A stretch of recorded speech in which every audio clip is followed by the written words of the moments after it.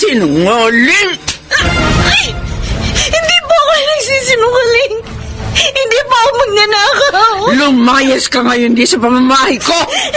Layas!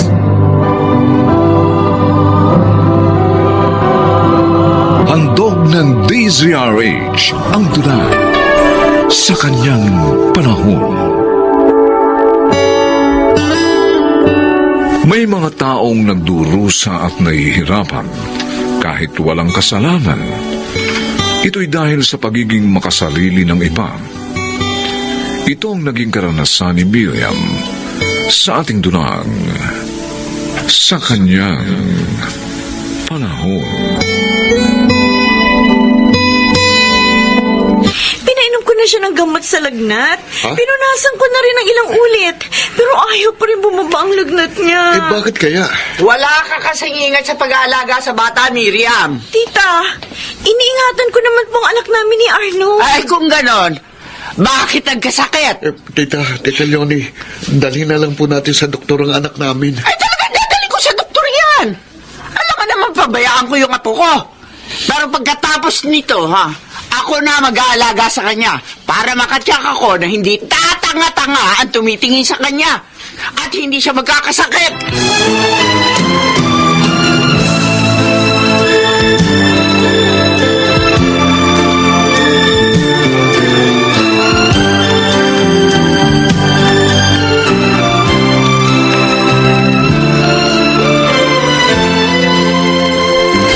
Hindi man lang ako ipinagtanggol ng asawa ko, Nay. Hindi siya nagsalita? Wala siya nasabi. Ay kasi, dapat noon pa, nagbukod na kayo ni Arnold. Paano naman po namin gagawin yun? Hanggang ngayon wala pa siyang trabaho. Asa pa rin kami sa tita niya. Kausapin mo siya, anak. Hindi pwede yung ganyan. 2 taon ng anak niyo. Kailangan. Magtrabaho siya para sa pamilya niyo. Kinuha ko na po yun. Pero sabi niya, tsaka na lang daw pag malaki ng anak namin at may trabaho na siya. Ngayon daw po kasi, baka magdamdam sa kanyang tita niya pag iniwan niya. O ikaw, paano naman ang damdamin mo?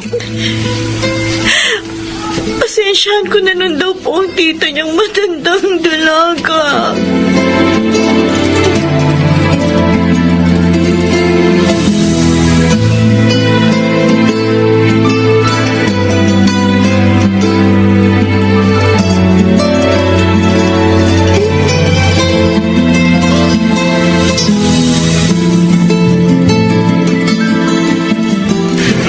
Itong sarap ng nakitita Leonie si Junior. Solo natin ang panahon natin, di ba, Han? Pagod ako, ha? Ha?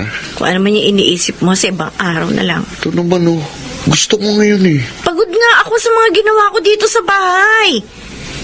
Isa pa, nagsimula na ako mag-online business. Ano? Bakit mo naman ginawa yun? Para may sarili akong pera. Nang hindi ko niaasa sa tita mo ang pangangailangan ko. Maging ang gusto kong bilhin para sa anak natin. Para namang sinasabi mong paasa-asa lang ako sa tita ko. Buti naman alam mo. Miriam, si tita naman ang may gusto na dito tayo tumira. Dahil nga wala pa akong trabaho. At kailan ka maghahanap ng mapapasukan? Arnold, panahon na. Para tumayo ka para sa amin ni Junior. Nang hindi naman ako lagi nagtitiis sa masasakit na sinasabi ng tita mo. Tama na nga. Kung ayaw mo sa gusto kong gawin natin ngayon, di wag. Tumigil ka na lang sa kalilitanya mo.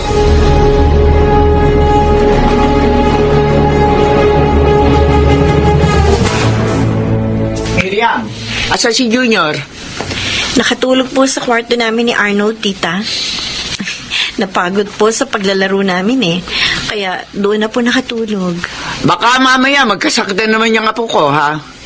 Tita naman, hindi ko naman po kasalanan na magkasakit siya At hindi ko rin po gusto yun. Kaya ako lang po siya kinuha sa inyo dahil namimiss ko na po yung anak ko. May karapatan naman po ako sa kanya. Itong malditang ito, Minamasama ba yung kabutihan ko sa anak mo? Di naman po sa ganun. Allen, kung hindi anak ni Arnold yan, nung kang pansinin kong bata. Ikaw nga talagang ayok sa iyo Dangan nga lang, nagpabuntis ka na sa pamangking ko. Kaya, ayun, Wala na ako nagawa. Tita Leonie, O ngayon, umiiyak ka. Totoo lang naman ang lahat ang sinabi ko. Pag-gising ng apo ko, ha? Dalhin mo agad siya sa kwarto ko. Naintindihan mo?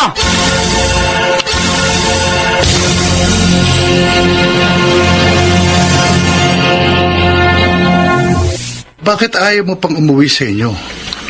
May problema ba kayo ni Miriam? Daryl, naiinis na ako sa kadaldalan niya. Lagi na lang niya ako sinasabihang magtrabaho at bumukod na kami. Tapos wala na rin siyang panahon sa akin dahil abala siya sa online business niya. Huwag kang magagalit, ha?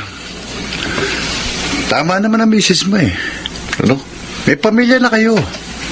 Kaya dapat, matuto na kayong tumayo sa sarili niyong mga paa. Katulad ng ginawa namin ang asawa ko. Si Tita Leoning nagpaaral sa akin at ako rin ang kanyang tagapagmana dahil wala siyang anak. Kaya hindi ko siya pwedeng iwan. Ang kaso nga, ayaw niya sa asawa mo. Hayaan mo ba na lagi na lang masaktan ang kalooban ni Miriam? Hindi magtatagal ang pagsasama niyo pag ganyan ka.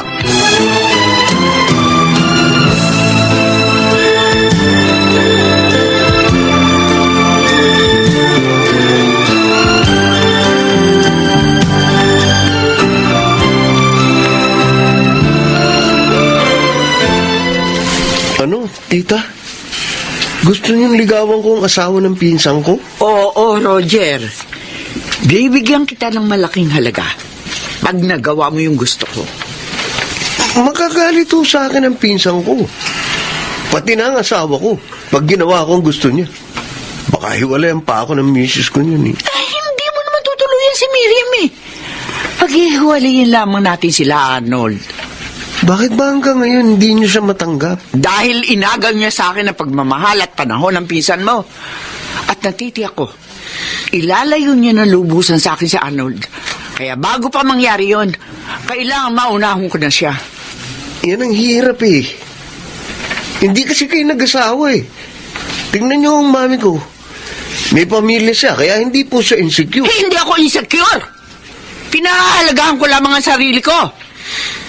O ngayon, sumagot ka. Tutulungan mo ba ako o hindi? Pasensya na, tita. Hindi ko magagawa utos niyo. Pero may naisip akong paraan para magkahiwalay sila. Ha? O, ano yun? Ano?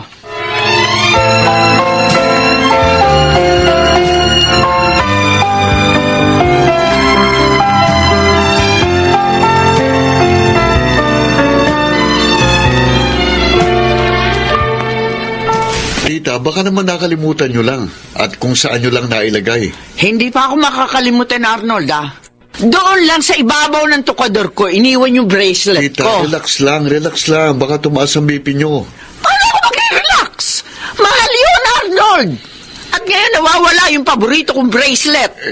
nahalugog niya na po ba ang buong kwarto niyo, tita? Oo, at wala talaga doon.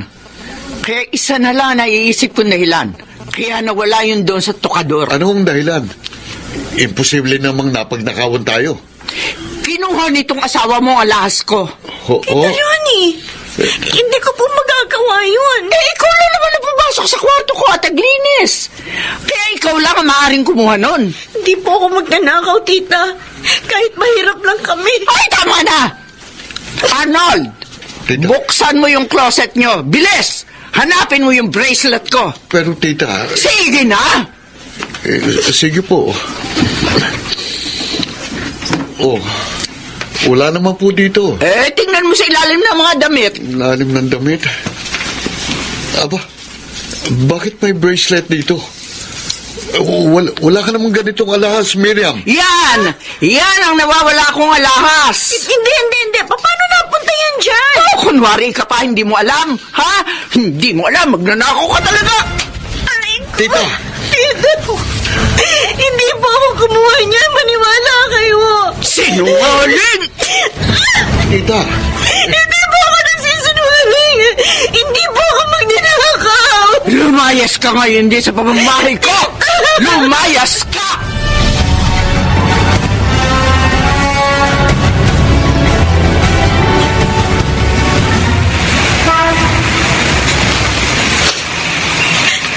tama niyo, Tita Leonie.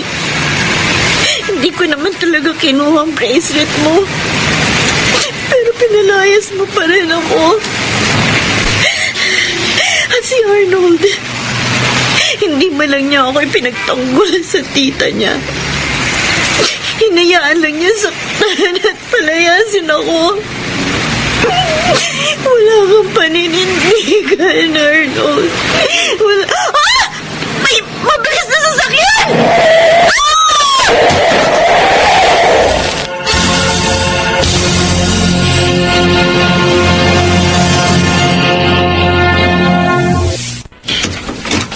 Oh, Gloria, bakit ka na pa rito? Si Arnold ang kailangan ko, Leonie. Para ano? Para ipakiusap sa pamangking ko ang magnanakaw mong anak. Hindi magnanakaw ang anak ko. Kinuha niyang alahas ko! Siguro, sinadya mong ilagay sa aparador ang alahas para magalit kay Miriam si Arnold. Alam mo mga nangyari, no? Siguro, kasabwat ka ng anak mo. Tinawagan ako ni Miriam bago siya lumaya sa bahay niyo. Kaya nalaman kong lahat. Nanay Gloria, narito pala kayo. Humalis ka na sa pamamahay ko. Gloria, lumayas ka. Magsama kayo na magnanakaw mong anak. Nasagasaan ang anak ko nang palayasin mo siya, Leonie. Oh, At malubha siya ngayon. ano po? Ha? Nasagasaan ang asawa ko. Oo! Isang kapitbahay namin ang nakakita ng pangyayari at nagbalita sa akin. Kapag namatay ang anak ko, hindi ko kayo mapapatawad!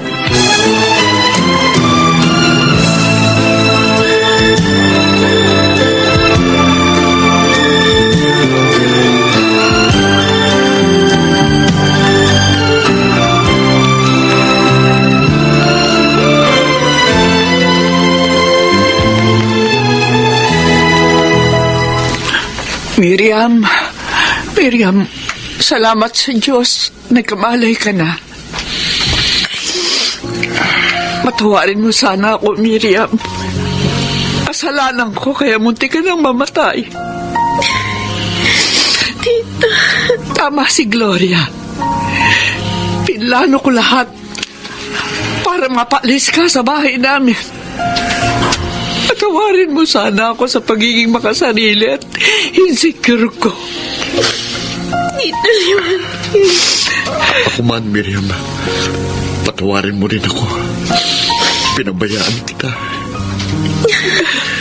Hindi ako nakapanindigan.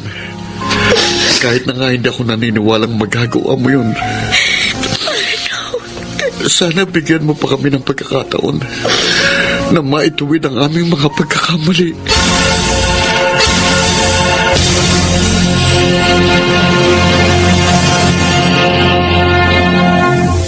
Ang tao ay hindi dapat maging makasarili upang ang ligaya sa kanya'y manatili at di siya magsisi sa kanyang panahon.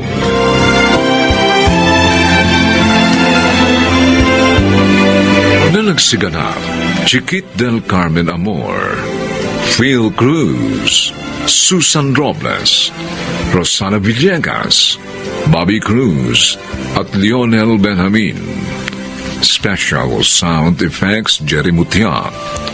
Technical Supervision, Eric Lucero at Bong Muyar. Musical Scoring, Buboy Salonga. Ang kasaysayang ito'y mula sa panulat ni Telma Corporal Alcantara. At sa pinagsamang direksyon ng inyong lingkod June Martin Legaspi at Bobby Cruz sa kanyang panahon. Apo, pagsubok lang yan sa'yo. Mabuti na nakakaiwas ka eh. Sa mga tuksong lumalapit sa'yo. Puro na lang po ba pagsubok? Paano na po kami ng anak ko? Paano ko siya mabibigyan ng magandang kinabukasan? Kung lagi na lang ganito ang mangyayari sa akin.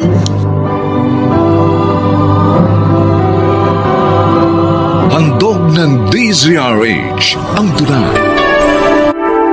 sa kanyang panahon. Ang tukso ay sadyang nasa paligid lamang ng tao Kaya naman dapat na alam niya ang pag-iwas dito. Mga kaibigan, narito po ang naging karanasan ni Almina sa ating dulang sa kanyang panahon.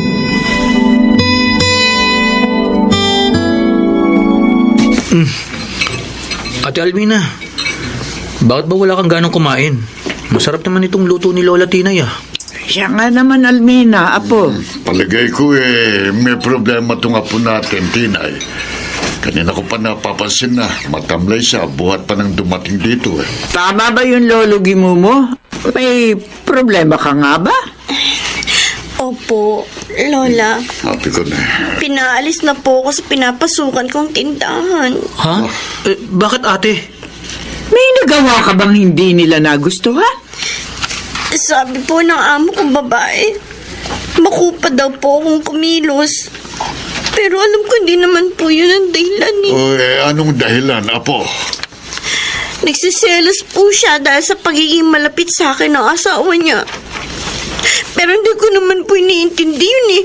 Trabaho ko lang pong inaasikaso ko. Ay, siya, huwag ka na umiyak. Nakakakita ka pa naman ng ibang trabaho. Tiyaga ka lang. At huwag mawala ng pag-asa. Ang inaalala ko po kasi, Lola, ang pangangailangan ng anak ko.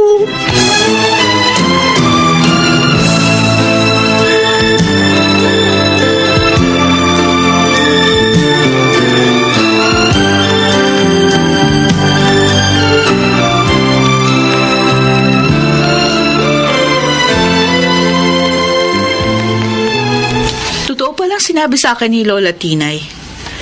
Nagmumukmuka dito sa kwarto niyo ng anak mo. Nalulungkot lang ako, Lani. Huh? 1 week na ako walang trabaho. Ayoko maging pabigat pa kami ng baby ko kina Lola at Lolo. Sagot na nga nila si Don eh. Pati ba naman kami ng anak ko? Bakit naman kasi? Maaga kami iniwan ni Naldo. Wala ka nang magagawa doon. Isang taon nang patay ang asawa mo. Kaya dapat move on ka na. Sinisikap ko naman eh. Pero nahihirapan ako. Lalo na nawalan pa ako ng trabaho. Kahit hindi ko naman kasalanan. Best friend, matutulungan kita sa parting yan. Nangangailangan ng kahira yung grocery na malapit sa amin.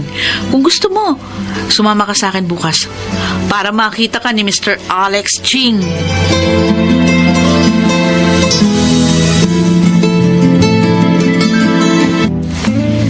Sir Alex, tapos ko na po yung iniutos niyo sa akin. Pwede na po ba akong umuwi? Ikaw talaga masyado masipag. O ganda-ganda pa. Mahalaga po sa akin itong trabaho ko, sir. Kaya nagsisipag po ako. Ako talaga binib sa'yo. Kasi bait ka pa. Sige na po, sir. Aalis na po ako. Gabi na po eh.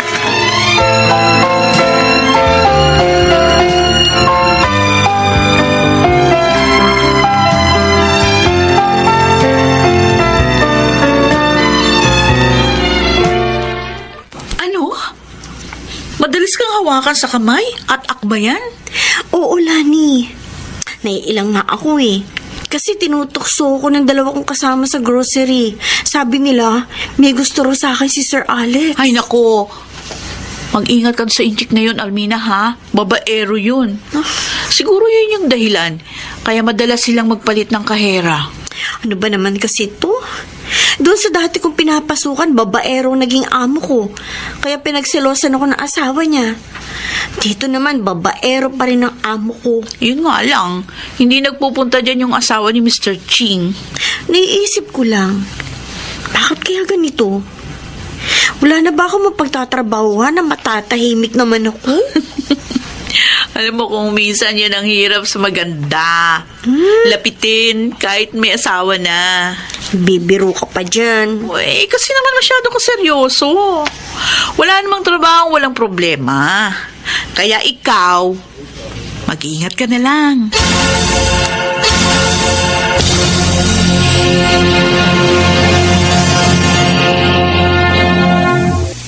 Sir, Oh.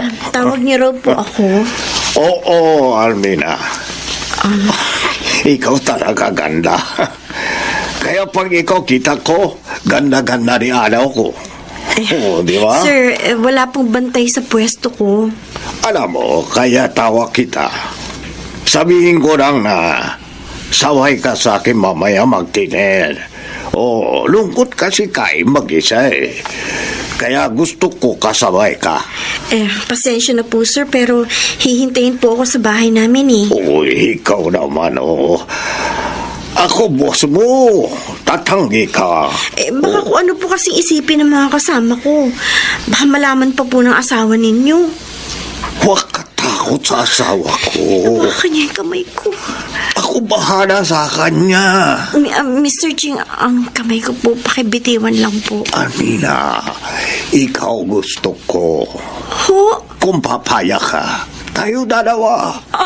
Kahit hindi ka na trabaho dito, ako bahala sa'yo.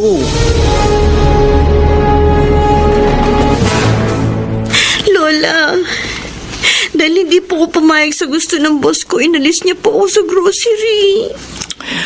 Hindi rin pala maganda ang ugali ng amo mong yon. Bakit ganun, Lola? Tapat naman po ako sa trabaho ko. Pero bakit nangyayari sa akin to? Apo, pagsubok lang yan sa'yo. Mabuti ka nakakaiwas ka eh. Sa mga tuksong lumalapit sa'yo. Puro na lang po ba pagsubok? Paano na po kami ng anak ko? Paano ko siya mabibigyan ng magandang kinabukasan kung lagi na lang ganito ang mangyayari sa akin? Huwag kang mawala ng pag-asa, Almina. Mapagtatagumpayan mo rin yan. Basta huwag kang bibitiw sa iyong pananalig sa kanya. Naawa po ako kay Ate Almina. Lola, Lolo. Ganon din naman kami doon. Dahil nadarama namin na pinanghihinaan siya ng loob. Hindi siya dapat magkaganon. Ang dapat, huwag siyang sumuko. Ituloy pa rin niyang paghahanap ng paraan para mabuhay ng maayos. Nahihiya po kasi sa inyo si ate. Bakit? Iniintindi niyo na nga po ako. Ngayon, pati siya nagiging intindihin niyo na rin. Hindi siya dapat mahiya. Apo namin kayo. Mahal namin. Tama lola mo. Kaya hindi namin kayo maaaring pabayaan. Kahit naman po ako nahihiya rin sa inyo eh. Ang gusto ko po sana makatulong sa inyo. Kung talagang ibig mong makatulong, sumama ka sa amin ng lolo Gimumo. Ipakiusap natin sa Panginoon Diyos ang ating pamumuhay upang tulungan niya tayo. Lalo na ang iyong Ate Almina.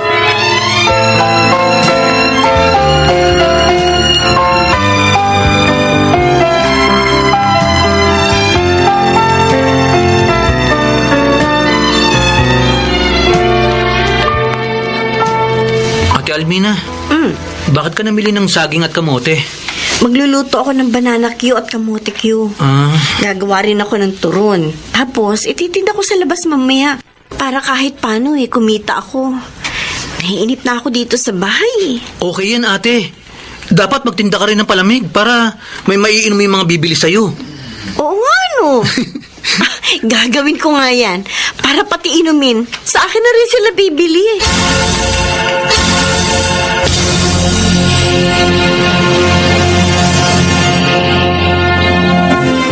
Good morning po, Lola Tinay. Ay, Lani, ikaw pala. Ay, good morning din. Ay, wala din yung kaibigan mo. Ay, saan po nagpunta? Sinama niya si Dondon. Mamimili silang magkapatid. Eh, simula kasi bukas. Abay, magtitinda na rin si Almina ng almusal diyan sa labas ng bahay namin. Aba! Mukhang nawili sa pagtitindang kaibigan ko, ha? Ay, tama ka. Ay, malakas ang kita niya sa pagtitinda. Alam nyo, para sa akin, mas okay kung mapapaunlad niya ang negosyo niyang yan. Dahil dyan, wala na siyang among babaero.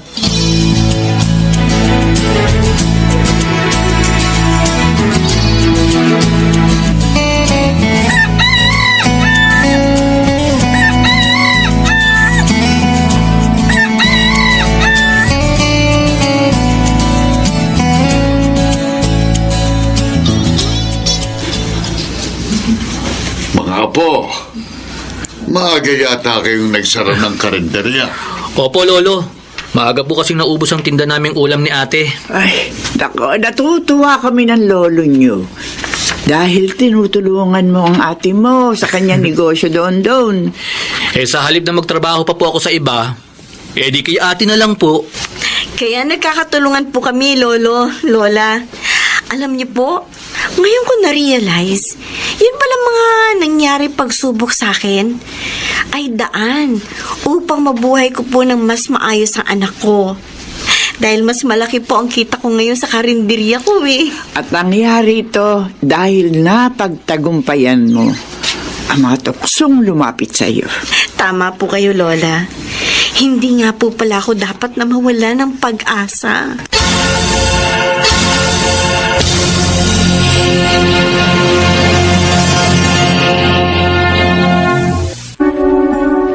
Kung mapagtatagumpayan lamang ng tao ang mga pagsubok na dumarating sa kanyang buhay, tunay siyang magiging maligaya at gaganda ang kanyang kapalaran sa kanyang panahon.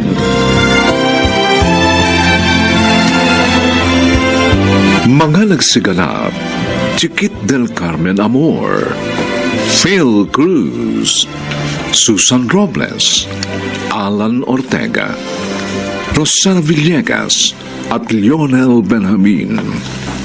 Special Sound Effects, Jerry Mutia. Technical Supervision, Eric Lucero at Bong Muyar. Musical Scoring, Buboy Sanonga. Ang kasaysayang ito'y mula sa panulat ni Thelma Corporal Alcantara. At sa pinagsamang direksyon ng inyong lingkod June Martin Legaspi at Bobby Cruz. Sa kanyang panahon.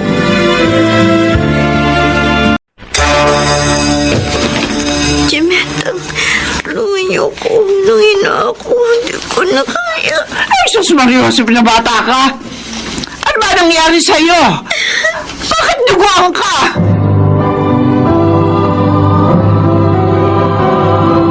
Handog ng DZRH ang tula sa kanyang panahon. Sa mabilis na takbo ng panahon ngayon, karamihan sa mga kabataan ay nahaharap sa mga desisyong magkakaroon ng matagalang epekto sa kanilang buhay. Ngunit papaano kung wala ang presensya ng mga magulang na dapat naroroon upang tulungan ang kanilang mga anak sa paggawa ng wastong pagpapasya? Mga kaibigan, narito po ang naging karanasan ni Andrea sa ating dunang sa kanyang panahon.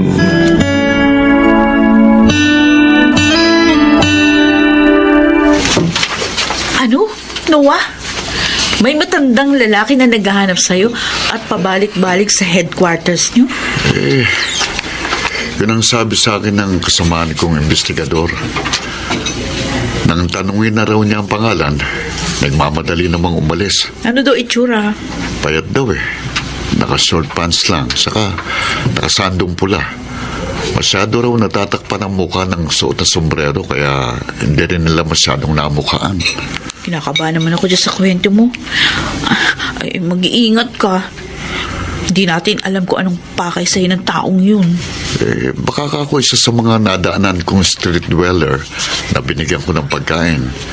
Manghihingi ulit ng pagkain. O yan, isa pa yung pagtulong-tulong mo doon sa mga tao na hindi mo naman kilala. Alam mo, sa ngayon mahirap din ang tumulong.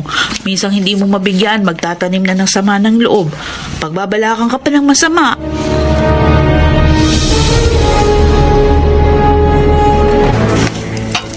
Ano ikaw mo, Cesar? Nanganak yung bago mo kinakasama, yung Lily yung pangalan. Yung 20 anyos lang. Ha, anak na tete. Hindi ka na matitigil ng pag-anak sa kung sino-sinong babae. Abay, 60 anyos ka na. 10 taon pa mula ngayon, uugod-ugod ka na. Kaya paano mo bubuhayin yung sanggol, ah? Sinasabi mo kapapanganak lang. Ate naman eh. Pera ipinunta ko rito, hindi sermon.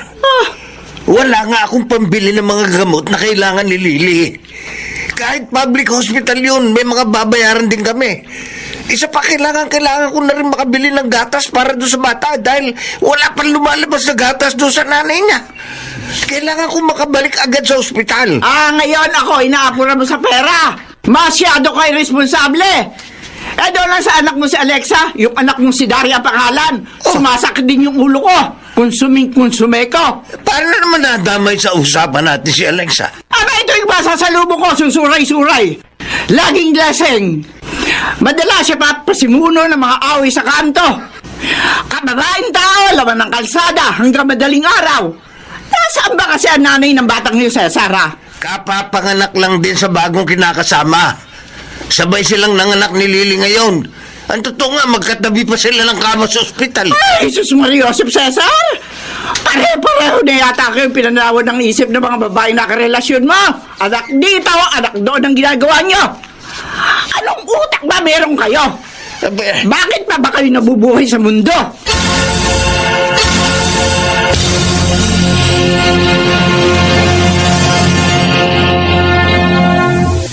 Eman! Hoy! Alexa, kumusta? Mukhang nagmamadali ka.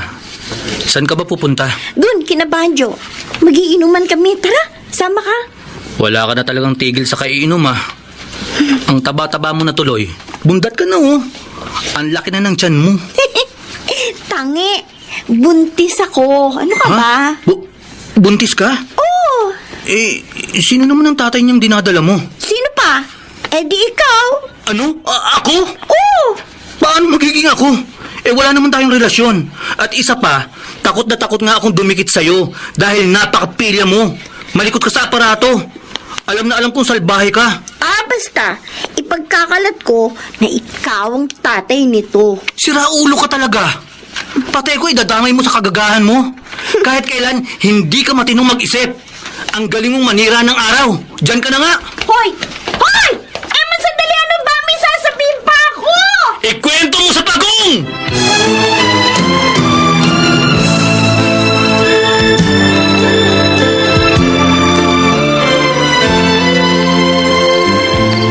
Si Itay, ang matandang lalaki naghahanap sa'yo at pabalik-balik sa headquarters. Oh, Andrea. Inabutan ko siyang nakaupo sa labas ng headquarters. Kung hindi nga niya ako sinalubong, hindi ko talaga makakilala Ang payat nga kasi. At puro puti ng buhok. Pagkaraan ng 18 taon, buhay pa pala siya. Hindi pa pala siya patay tulad ng lagi kong inaasam. May dala siyang mga reseta. Nagkaroon daw kasi ng impeksyon sa puso yung bagong silang na sanggol ng kinakasama niya. Nasa 1,000 piso lang naman ang kabuuan ng reseta Kaya binigyan ko na ng 2,000 para ako may pambili na rin sila ng pagkain habang hindi pa nakakalabas ng ospital. O ngayon, alam na kung saan ka pupuntahan. Alam niya tayong puntahan kung saan. Wala hindi ko rin maipaliwanag. Nang makita ko kanina ang miserabing itsura niya, parang napalitan ng awa lahat ng sama ng loob ko sa kanya sa nagdaang mahabang panahon. Naku, ako kahit makita ko siyang bumagsak sa harapan ko at mawala ng malay, hindi pa rin mawawala yung galit ko sa kanya. Kamatayan lang niya ang gusto kong maging kabayaran sa mga paghihirap at sakit ng loob na pinadama niya sa atin nung talikuran niya tayo ni Nainay. Tsaka hindi ako madaling makalimot ko. Lalong hindi ako madaling magpatawad.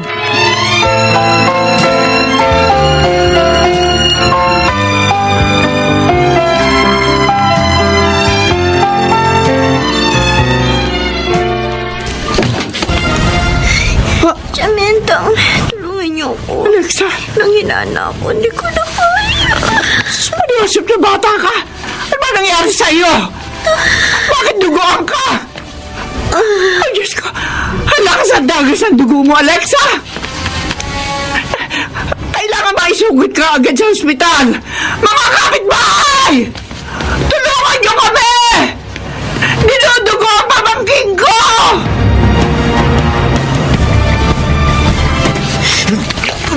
Ay, Eman, anong ginawa mo sa anak ko? Ha? Bakit dinugo si Alexa? Alam mo bang nasa ospital siya ngayon at nag-aagaw buhay? Maniwala po kayo, Mang Cesar. Wala po akong kinalaman sa nangyari kay Alexa. Ikaw ang itinuturo niyang ama ng kanyang dinadala. Hindi po totoo yun. Gawa-gawa na po ni Alexa ang lahat. Dahil hindi po niya alam kung sino ang dapat managot sa ipinagbubuntis niya. Dahil lasing na lasing po siya ng araw na yon. Alam po yan ng mga kabarkada niya. Kahit tanungin niyo pa po sila. Siguruhin mo nagsasabi ka ng totoo, hayop ka. Dahil kapag hindi, dudurugin kita sa mga kamao ko.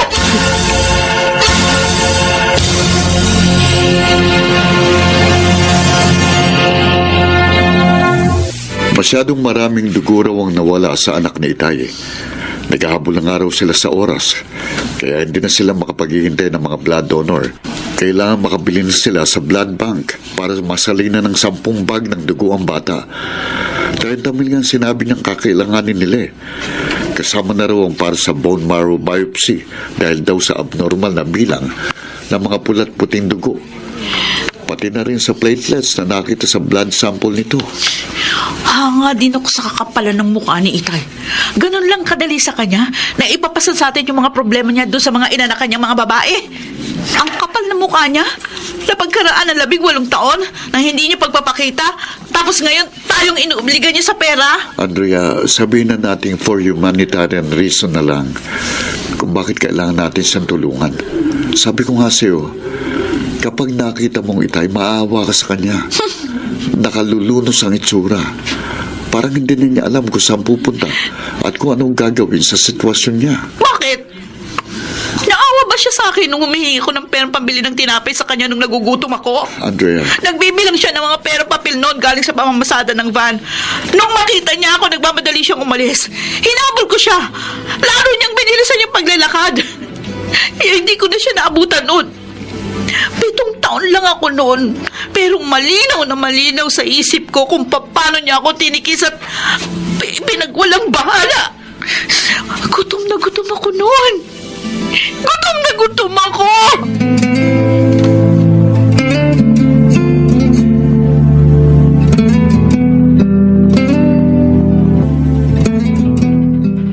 O Cesar, magkape ka muna ng mahimas-masang karyan sa mga problema mo. Abay, isipin mo. 2 anak mo nasa maselang kalagayan sa ospital. Pati ako natataranda na sa kalagayan mo, Na-diagnose pa may leukemia si Alexa.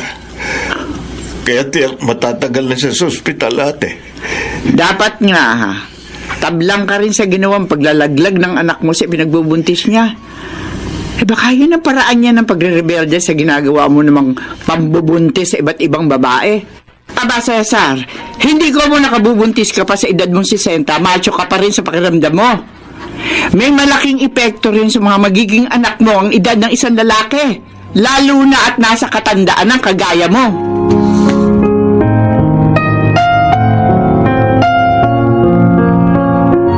Dr. Rosario, please proceed to the emergency room right now.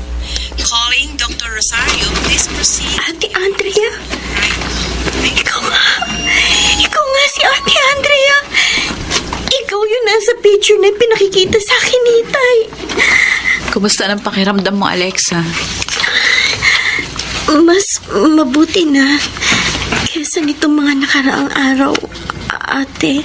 May dala nga pala akong mga prutas sa'yo para mas makabawi ng lakas yung katawan mo. Hindi ka galit sa akin. Kami ng nanay kong dahilan ng pag-iwan sa inyo ni Itay. Pero pagkatapos, naghiwalay din lang sila. Nagsipag-asawa na naman ang iba. Mas magagalit ako sa'yo kapag hindi mo inayos ang buhay mo at nagpatuloy ka pa rin sa maling landas na tinahak mo. Bata ka pa. Bumalik ka sa pag-aaral. Huwag mong sayangin ang panahon hanggat maaari para maabot ang iyong mga pangarap. Pero, paano ate? Gustuin ko man. Ang nanay ko walang ipinag-iba kay Itay. Parehong walang direksyon ng kanilang mga buhay. Isang bagay lang, ha? Huwag mo nang ulitin yung nakalakihan mong mga pagkakamali. At huwag kang mag-alala. Sa muli mong pagbalik sa pag-aaral, tutulungan ka namin ni Kuya Noah. Sa amin ka na rin titira. Para mas mabigyan mo ng atensyon ng iyong pag-aaral. Talaga, ate? Oo. Pangako, hindi ko kayo bibiguin. Mag-aaral ako mabuti. Bilang ganti sa pagkakataong ito na ibinigay ninyo sa akin ni Kuya Noah.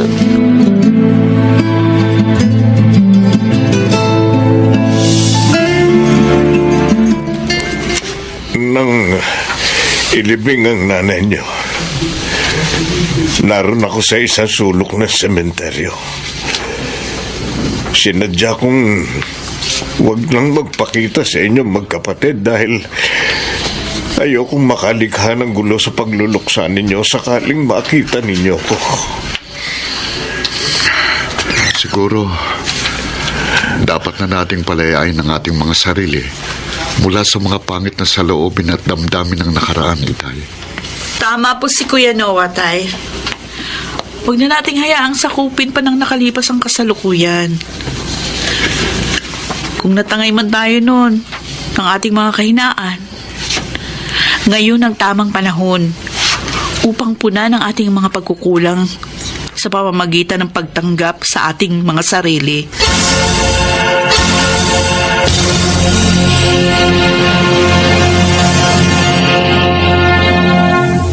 Magpatawad at lumimot. Dahil tiyak ang pangangailangang magpatawad ng buong puso ang maghatid sa atin ng kapayapaan at galak sa kanyang panahon.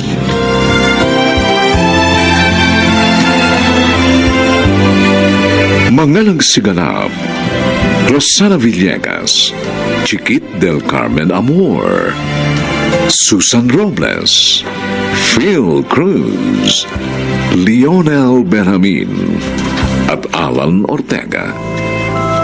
Special sound effects, Jerry Mutia. Technical supervision, Eric Lucero at Bong Muyar. Musical scoring, Buboy Sanonga. Ang kasaysayang ito'y mula sa panulat ni Sel Barlam at sa pinagsamang direksyon ng inyong lingkod June Martin Legaspi at Bobby Cruz. Sa kanyang panahon. Kayong dalawa, ano yung narinig ko na pinagtatawanan niyo raw ako? Dahil ba sa trabaho kong tagalinis ng Poso Negro? Kayo ba? Ano ba ang trabaho ng mga magulang niyo? At kung makalait kayo sa trabaho ng iba, wagas!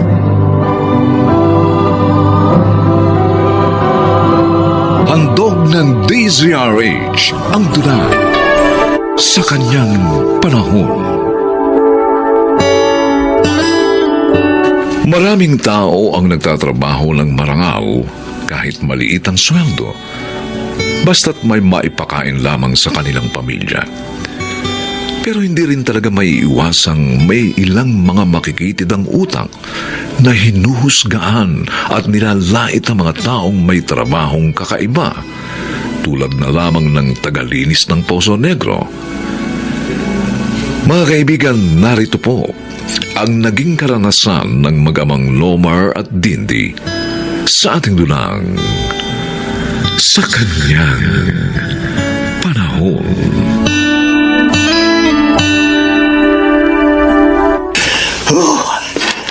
Ayan, natanggal na natin yung takip ng Poso Negro.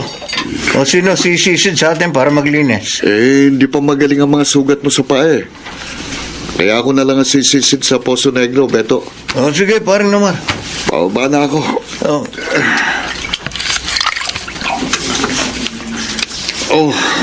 Eto. Nandito na ako sa baba. Paabot na lang ng mga materyales. Ito, pare. Ingat ka, pare, ha? Salamat, Beto.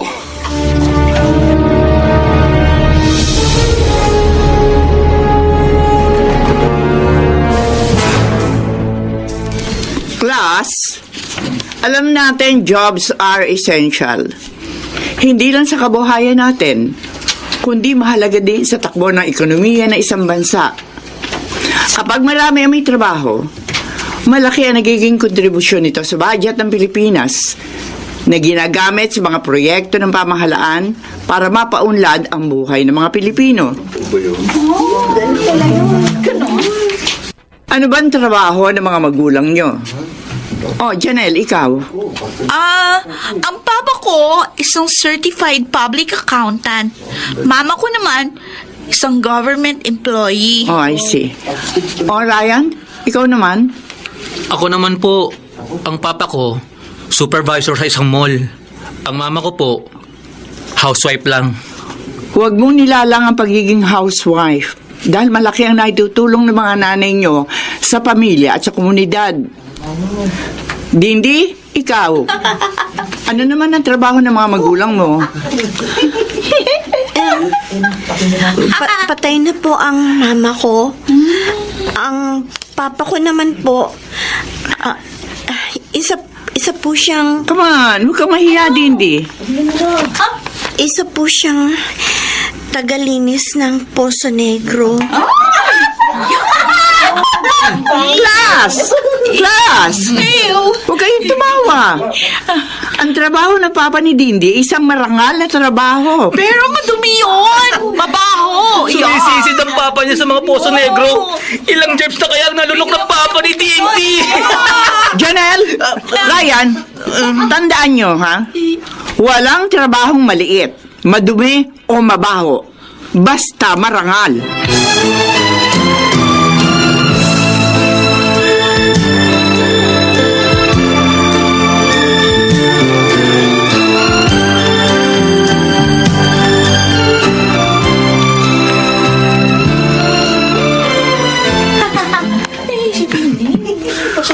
Hoy, Dindi! Ano ginagawa mo rito sa kantin? Ha? Kakain ako. Bakit? Hindi dito makikita ang pagkain mo. Doon sa inodoro ka maghanap ng pagkain mo! Hoy! Huwag ka nga dito. Mawawalan kami ng gana sa kinakain namin dahil sa'yo. Hoy, Jebs! Doon ka nga sa inodoro! Bawal ang mga amoy germs dito. Alis dyan! Alis! Baho! Sige. Aalis na ako. At huwag ka nang babalik dito, ha? Kung hindi, ipla-flash kita!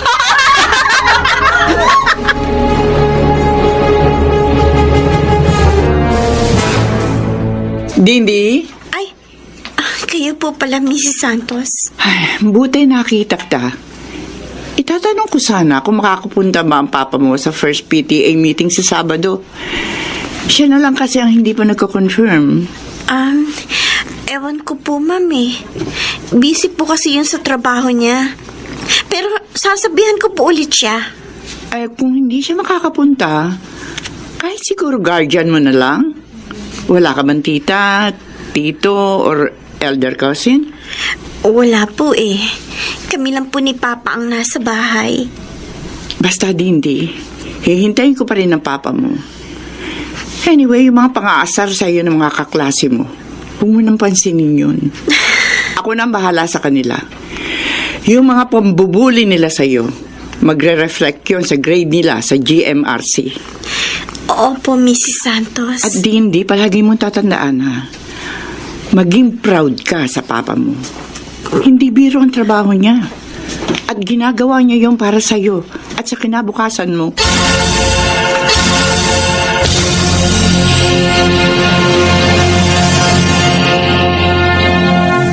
Dindi, liga na. Handa ng hapunan. Opo. Maupo ka na, anak. Fried chicken at palabok ang pagkain natin ngayon. Kasi malaking kinita ko kanina eh. Tara, kumain na tayo. Oh, bakit parang malungkot ka? Wala po. Anak, huwag kang magtago ng sikreto sa akin. Sabihin mo na, baka matulungan kita. Kapag sinabi ko po sa inyo, hindi niyo rin po ako matutulungan. Simula nang mamatay ang mama mo, Ako nang nag-alaga at nagpalaki sa'yo. Madalas kong sinasabi na sabihin mo lang sa akin ang problema mo. Kayo po. Ha? Kayo po ang problema ko, Pa. Ako? Bakit? Ano bang nagawa kong kasalanan sa'yo? Binubuli po ako ng mga kaklase ko dahil sa inyo. Sa Ha? trabaho nyo. Pinagtatawanan nila ako palagi. Nilalayuan, inaasar. Naamoy Poso Negro daw ako. Okay lang po sana kung ako lang ang inaasar nila. Kaso pati kayo nilalait. Pinagtatawanan nila. Ano naman ang sabi mo? Wala. Kasi hindi naman sila makikinig sa akin pag sinabi kong marangal ang paglilinis ng Poso Negro. Pa, hindi po ba kayo pwedeng maghanap na lang ng ibang trabaho? Anak, Dindi, wala namang masama sa trabaho ko. Hindi naman ako nagnanakaw. Wala naman ako naargabyado o natatapakan tao. Saka maayos naman ang kita ko. Bakit ko papalitan ng trabaho ko? Dahil lang sa mga kaklase mong makikitid ng utak? Ako kasi naapektuhan, Pa. Anak, hindi ako pwedeng tumigil sa trabaho. Doon nakasalalay ang pang-araw-araw nating gastos at saka doon din tayo kumukuha ng pagpapaaral sa iyo. Hindi lahat ng pang-aasar sa iyo ng mga kaklase mo papatulan mo. Huwag mo na silang pansinin. Pagtuunan mo na lang ng atensyon ang pag-aaral mo. Pasensya ka na, anak. Ang paglilinis lang ng Poso Negro ang alam ng tatay mo. Oh, Dindi. Anak. Bumalik ka dito, anak.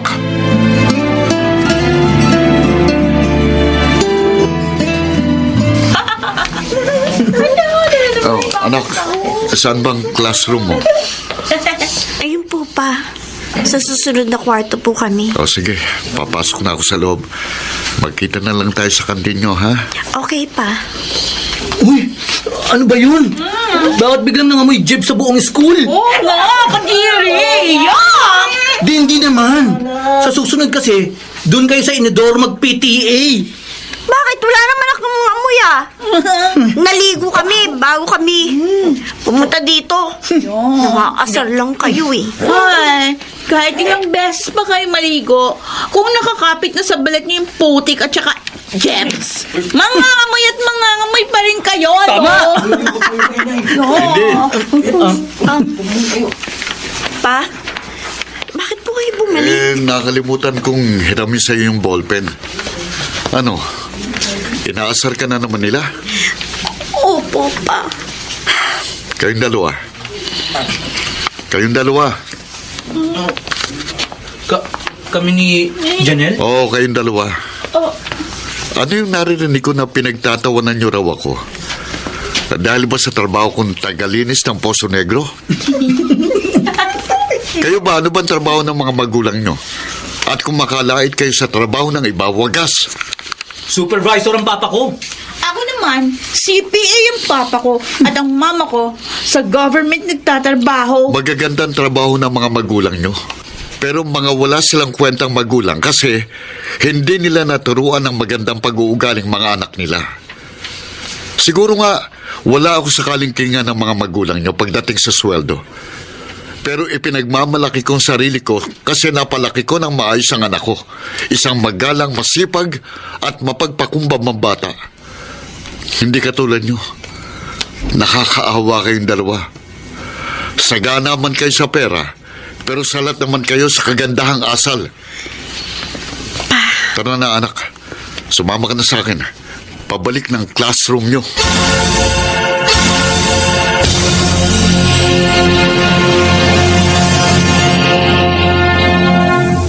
Bakit kaya absent ngayon si Ryan? Nakakapanibago. Walang nangaasar sa akin, Good morning, class.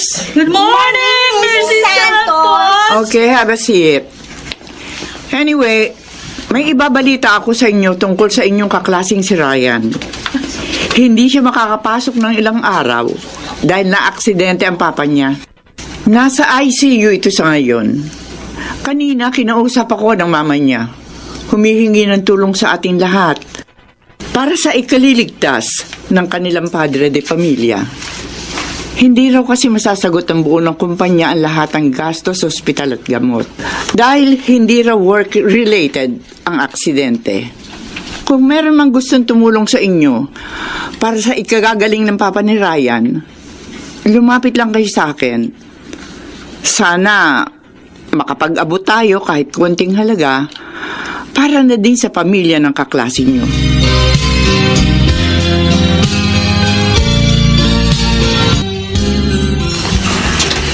At ganun nga po nangyari pa. Nakakalungkot naman yung nangyari sa papa ng kaklase mo. Teka. Oh, saan po ay pupunta? Sandali, may kukunin lang ako. Oh, eto. Iabot mo sa teacher mo bukas. Tulong natin yan para sa papa ng kaklase mo. 2,000 piso? Oy, kay kitain ko pa naman yan. Mas mabuting makatulong muna tayo sa iba. Total, sapat pa naman ang natitirang pera sa akin. Ay, sige po. Iaabot ko po ito kay Mrs. Santos bukas ng umaga.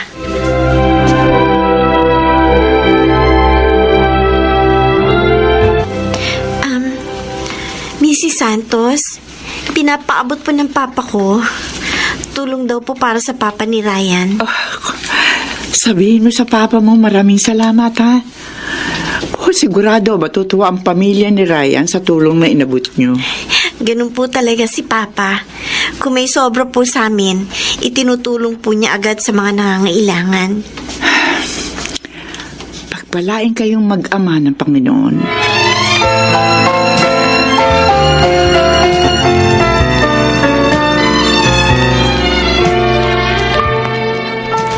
Dindi! Uy, ikaw pala, Ryan. O ano, kumusta na ang papa mo? Ayun, medyo nakaka-recover na. Dindi, sorry nga pala sa mga ginawa kong pang-aasar sa'yo at sa papa mo. Pinagsisisihan ko na yun. Wala na yun sa amin, Ryan. At maraming salamat din sa tulong na inabot nyo sa amin. Malaking tulong yun kasi nakabili agad ng gamot si Mama para kay Papa. Tatanawin namin malaking utang na loob yun sa inyo habang buhay. Basta, Ryan, kung kailangan nyo pa ng tulong, huwag ka mahihiyang lumapit sa amin ng papa ko.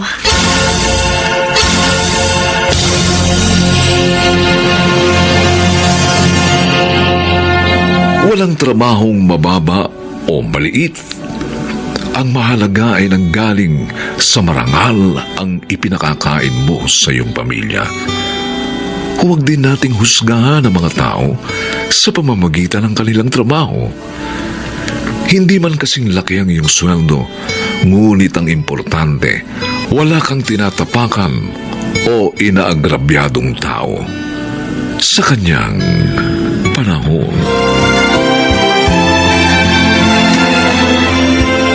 Mga nagsiganap: Phil Cruz, Chiquit del Carmen Amor, Susan Robles, Rosana Villegas, Alan Ortega, at Lionel Benjamin. Special Sound Effects, Jerry Mutia. Technical Supervision, Eric Lucero at Bong Muyar. Musical Scoring, Buboy Salonga. Ang kasaysayang ito'y mula sa panulat ni Krishna Sega at sa pinagsamang direksyon ng inyong lingkod June Martin Legaspi at Bobby Cruz. Sa kanyang panahon. Walang yakan! Ari ko, sinampal mo ko, Abby. Kulang pa yan sa kataksilang ginawa mo! Bakit mo ko niloko, Dave? Kasi, sorry, natukso ko eh. Natalo ko ng lungkot. Kung bakit naman kasi nag-abroad ka eh. At kasalanan ko pa! Sandali, Ari, no. Handog ng DZRH ang tula sa kanyang panahon. Minsan, May magandang dulot ang labis na pagbibigay sa minamahal. Dahil naihahayag nito ang tunay niyang pag-uugali. Mga kaibigan, narito po ang naging karanasan ni Abby sa ating tulang sa kanyang panahon.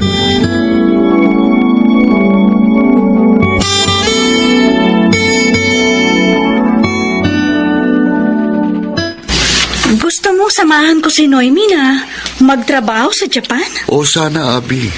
Kahit 1 year lang. Para naman maging palagay si Noemi. Pero malayo yun, Dave. Mamimiss ko kayo ng pamilya ko. Uy, mamimiss din naman kita eh. Pero, pwede naman tayo mag-video call, di ba? Oo nga. Kaya lang Magiging magandang trabaho niyo sa pabrika ng kaibigan niya, Abby. Pabrika ng gamot yun. At malaki raw ang kikitain niyo. Wala pa kayong gagastusin papunta ron. Kaya pumayag ka na. Hayaan mo. Sasabihin ko kina Itay. Pasensya na, ha. Matindi kasing pakiusap sa akin ng bunso kong kapatid. Ibinilin sa akin ng pumanaw naming mga magulang. At ikaw lang ang pwede kong pagkatiwalaan sa kanya. Kaya sana, mapapayag mo si Mang Artem. Maganda naman sa Japan eh. Mas makakaipon ka pa. Hindi ko nga lang kasi pwedeng iwan ang business ko dito. Kaya hindi ko masamahan si Noemi.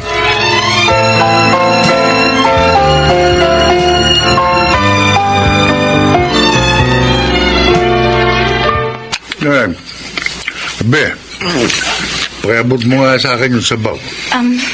Eto po, Itay. Salamat, anak. Ibig sabihin, ate, pumayag ka sa pakiusap ni Dave? Naawa kasi ako sa kanila ni Noemi. Tsaka naisip ko, mas makakaipon ako sa Japan. Pero malayo yun, nak. 3 na lamang tayo eh. Mapapalayo ka pa sa amin. Oo nga, ate. Mabilis lang naman ang 1 taon, Itay. Tsaka wag po kayo mag-alala. Lagi ko kayong tatawagan. Nobyo mo talaga. Masyadong malakas sa'yo. Hindi naman kaya sobra na ang pagbibigay mo sa kanya, anak. Tama si Itay. Lahat na lang ng pakiusap ni Dave, sinusunod mo. Baka umabuso siya. Ikaw rin.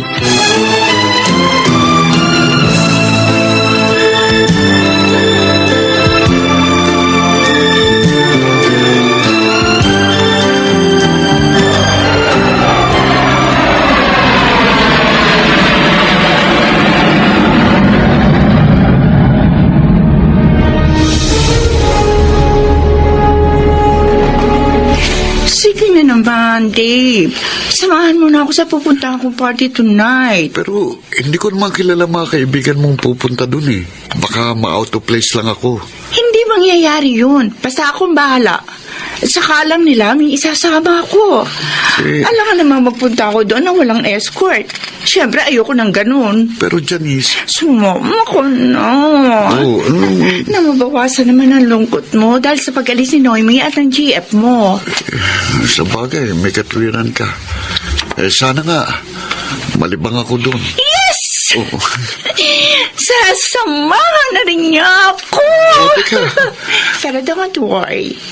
Lahat gagawin ko para maaliw ka.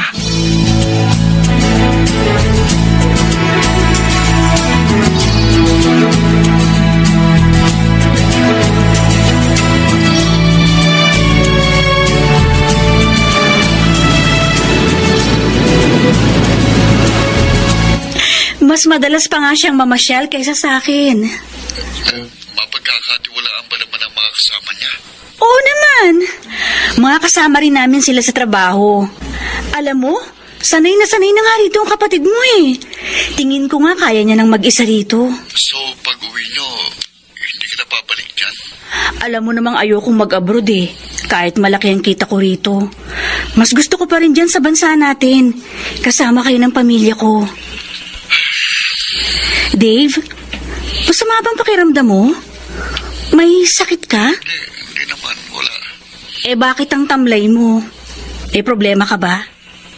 Wala, Abby. Nalulungkot lang ako. Naiinip. Dahil sa pagkakataon natin. Kaya nga ba ayoko mag-abroad eh. Pero hindi bale. Ilang buwan na lang naman. Uuwi na rin kami ni Noemi. Mawawala ng lungkot natin.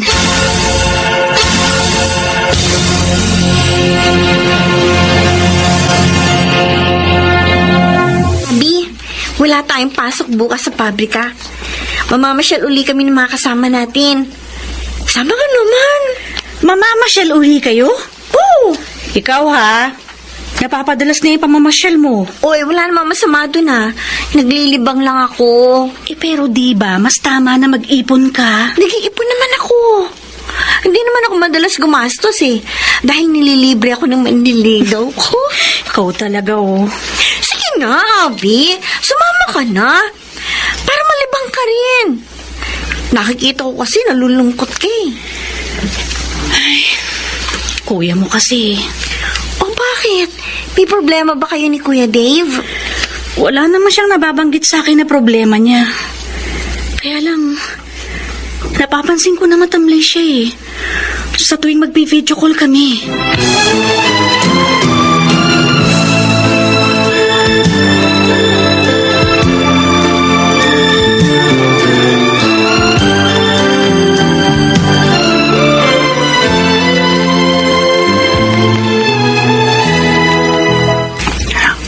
Oh, ikaw pala si Randy. Kuwapo ka pala. Pasensya ka na, ha? Pero, sino ka ba talaga? At anong kailangan mo sa akin? Hinintay mo pa ako dito sa labasan. Katulad ng sinabi ko sa iyo sa cellphone, ako si Janice. Noon, kaibigan lang ako ni Dave, ang nobyo ng ate mo. Pero ngayon, hindi na basta ganon. Anong ibig mong sabihin? Sobrang nalungkot si Dave dahil sa pag-alis ng ate mo. Kaya, inaliw ko siya. Kaso, minsan nalasing kami. At may nangyari sa amin. Ano? At buntis ako, Randy. Iniiwasan ako ni Dave. Siguro dahil sa ate mo. Kaya nga ikaw na kinausap ko eh. Para sabihin sa inyo lahat na hindi ako papayag na basta na lang ako talikuran ni Dave.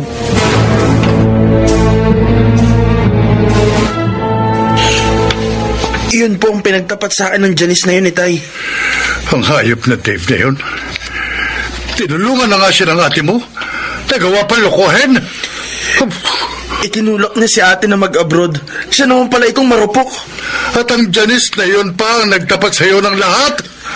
Gusto ko pong puntahan si David ay at bugbugin para kahit pa paano maiganti ko si ate. Wag anak. Baka kung ano pang masama ang mangyari at madungisan ang kamay mo. Pero paano si ate? Hahayaan na lang ba natin na maapi siya? Itay, dapat malaman niya po ito. Talagang sasabihin natin ito sa kanya. Tutal, parating na siya. Kausapin natin siya ng maayos pagdating niya rito. Walang yak! Sinampal mo ko, Abby. Kulang pa yan sa kataksilan mong ginawa. Bakit mo ko niloko, Dave? Bakit? Ko. Sorry, Abby. Natukso ko. Natalo ng lungkot. Kung bakit naman kasi nag-abroad ka pa eh. At kasalanan ko pa! Aray ko. Nabahala mamagawa ng mukha. Tama na, please. Dave, alam mong ayokong mag-abroad. Pero dahil sa pakiusap mo, sinama akong magtrabaho sa Japan ng kapatid mo. Abby. Pagkatapos ganito ba igagati mo sa akin? Napakasama mo! Wala kang kwenta! Makasarili ka!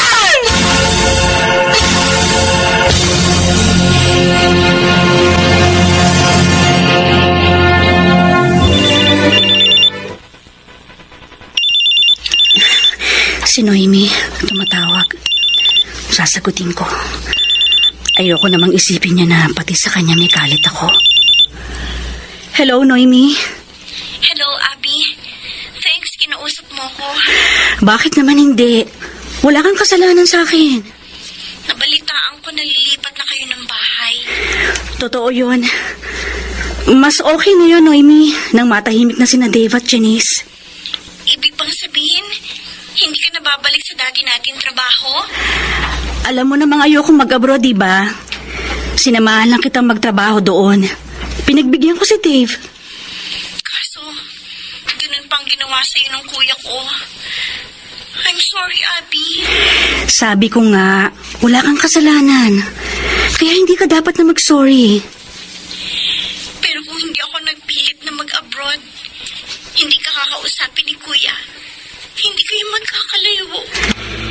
Inihayag lang noon na marupok ang kuya mo, Noemi. Kalimutan na nga natin yun. Talaga sigurong hindi kami ni Dave ang itinakda para sa isa't isa.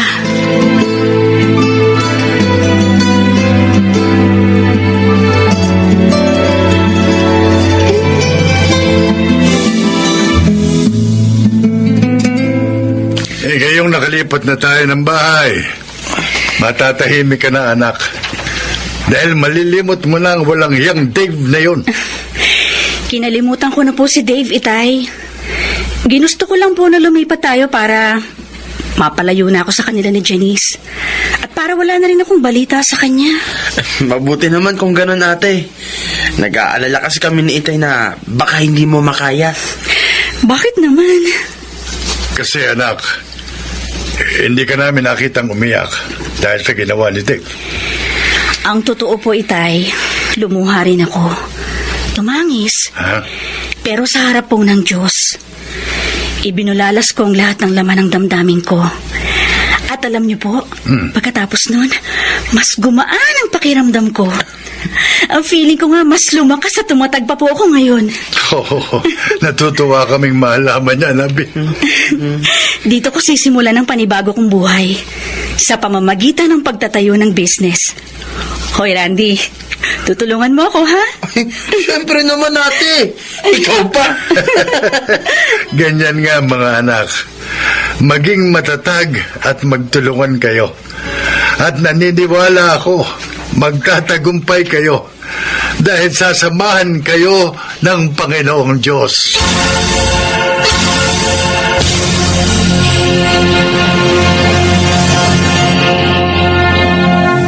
Mapalad ang taong matibay ang pananalig sa Diyos. Dumanas man ang kabiguan, siya'y hindi pababayaan. Muling liligaya at magtatagumpay sa kanyang panahon.